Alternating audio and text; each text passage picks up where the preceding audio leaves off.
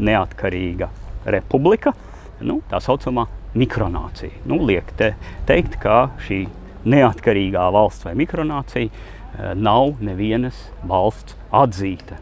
Protams, tāpēc tā ir tipiska mikronācija, bet šeit jūs redzat, ar dzeloņdrātīm ir apjosta un patiešām arī pie ieejas ir uzraksts, ka tā ir robeža pārejas vieta.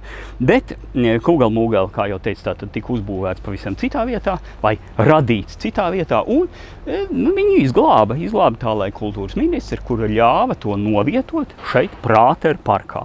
No tā laika šeit Prātera parkā šis objekts atrodas pat tādā necilā vietā, dažs labs pat paies garām un nepamatīs, ka te tāds objekts ir, ka šeit ir neatkarīga valsts, Kugelmūgel republika.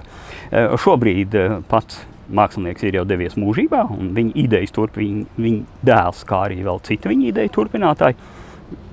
Jāsaka, viņi pārdod arī pases, tā saucamās Kugelmūgel republikas pilsonību, tādi ir apmēram 600 pilsoņi. Vairs netik intensīvi šobrīd, kā jūs redzat, ieiet tur nevar.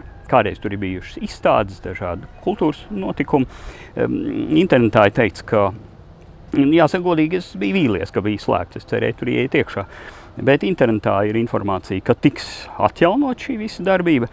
Redzēsim, ja jums sanāk būt Vīnē, aiziet apskatīties, kā iet Kugelmūgel republikai.